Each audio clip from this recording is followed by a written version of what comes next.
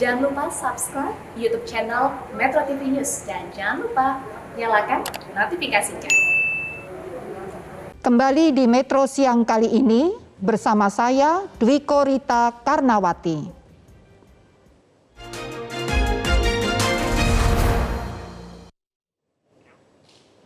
Gelombang tinggi yang terjadi beberapa hari di perairan Jepara, Jawa Tengah membuat sebagian nelayan enggan melaut. Untuk mengisi waktu luang, beberapa nelayan memperbaiki tanggul pemecah ombak yang ada di dekat rumah mereka untuk antisipasi gelombang laut yang lebih besar. Dampak dari fenomena La Nina dirasakan masyarakat pesisir pantai Jepara, Jawa Tengah. Sudah 3 hari ini, kondisi gelombang laut tinggi. Akibatnya banyak dari nelayan yang berada di Desa Ujung Batu, Demaan, tidak berani melaut. Lantaran ombak di tengah laut mencapai 1 meter hingga 1,5 meter. Untuk saat ini, para nelayan yang rumahnya berada di bibir pantai terus berupaya memperbaiki tanggul untuk pemecah ombak. Tingginya dan kerasnya gelombang ombak seringkali menghancurkan pemecah tembok pemecah gelombang yang dibangun menggunakan bambu. Warga berharap pembangunan tanggul pemecah gelombang bisa terbuat dari batu. Menurut warga, kondisi gelombang tinggi sering terjadi saat sore hari sampai pagi. Bahkan tinggi gelombang bisa sampai ke permukiman warga. Kondisi gelombang ini akan semakin parah jika nanti memasuki bulan Desember atau bersamaan dengan musim baratan.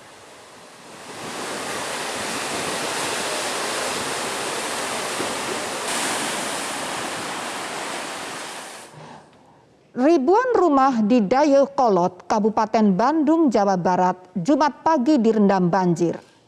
Banjir ini terjadi akibat guyuran hujan yang terjadi sejak Kamis malam. Banjir sempat mencapai ketinggian 80 cm. Akibat hujan yang mengguyur Kabupaten Bandung, Jawa Barat, 1.000 rumah di Kecamatan Dayakolot, Kabupaten Bandung, Jumat pagi terendam. Banjir terjadi akibat volume air dari Sungai Citarum meluap ke permukiman warga. Ketinggian banjir sempat mencapai 80 cm. Namun mulai berangsur surut dan kini tersisa 40 hingga 50 cm. Warga sendiri belum mau mengungsi sebab tidak ingin meninggalkan rumah mereka. Mereka khawatir jika terjadi sesuatu. Akibat banjir ini, aktivitas masyarakat di 3 RW Kecamatan Deye terganggu. Sejumlah warung ditutup karena terendam banjir. Warga berharap pemerintah bisa mengatasi banjir di sejumlah kecamatan di Kabupaten Bandung, Jawa Barat.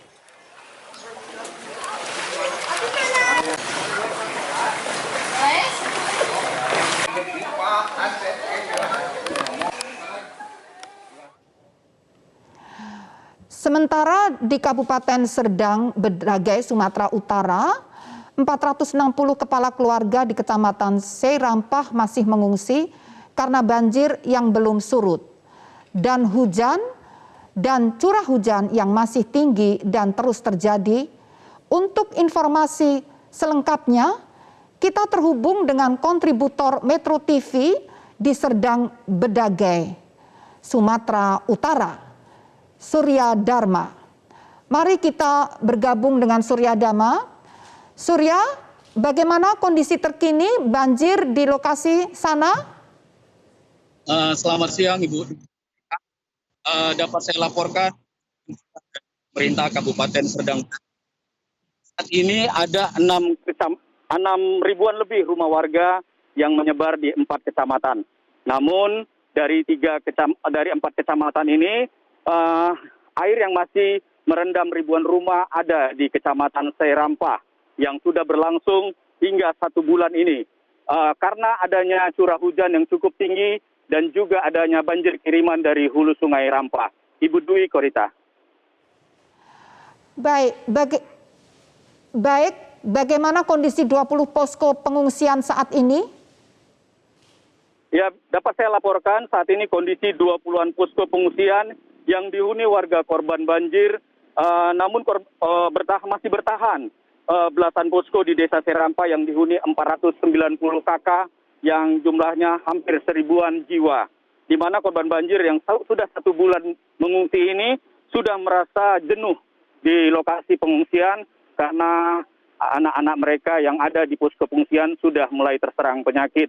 Dan karena banjir yang belum surut juga, meskipun bantuan dari pemerintahan Kabupaten Serdang Bedagai dan pihak donatur sudah mencukupi. Warga hanya berharap banjir cepat berlalu dan mereka dapat beraktivitas seperti biasanya. Ibu Dwi Korita. Terima kasih Surya Dama. Selamat kembali bertugas.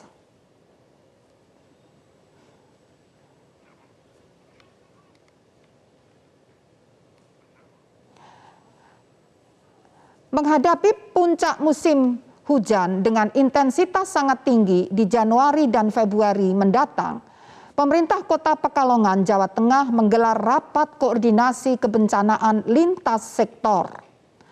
Menurut Sekretaris Daerah Kota Pekalongan, Sri Rumingsih, sebagian wilayah Kota Pekalongan rentan terhadap genangan air.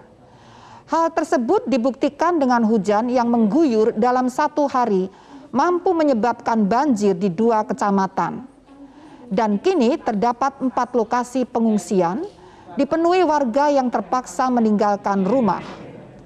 Sri Ruminingsih menambahkan, dengan adanya rakor, sinkronisasi persiapan menghadapi bencana banjir akan lebih tertata.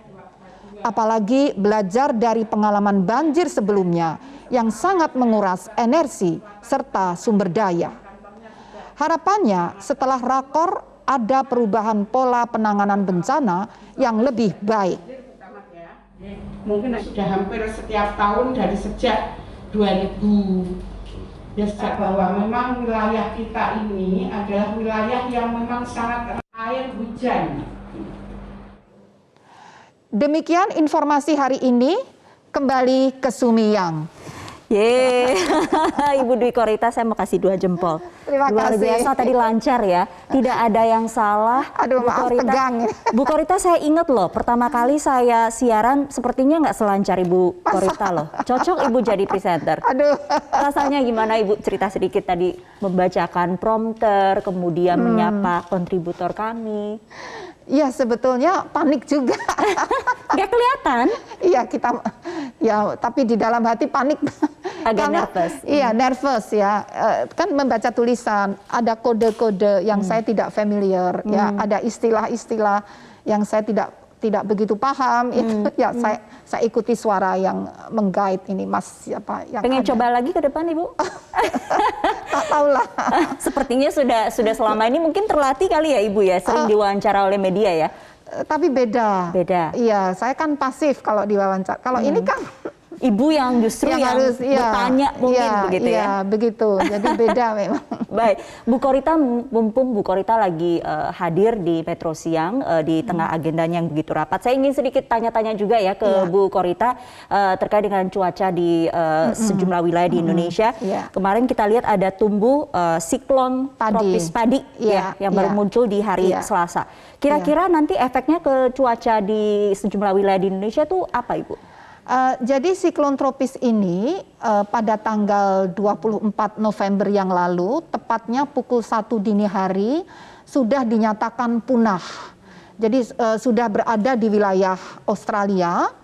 Nama padi itu yang memberi nama adalah BMKG-nya Australia, dan sudah punah sehingga sudah tidak ada dampak dari siklon tropis tersebut. Jadi tidak ada efek langsung ke kita, begitu ya? Namun cuaca masih bisa ekstrim oleh penyebab yang lain. Yaitu La Nina.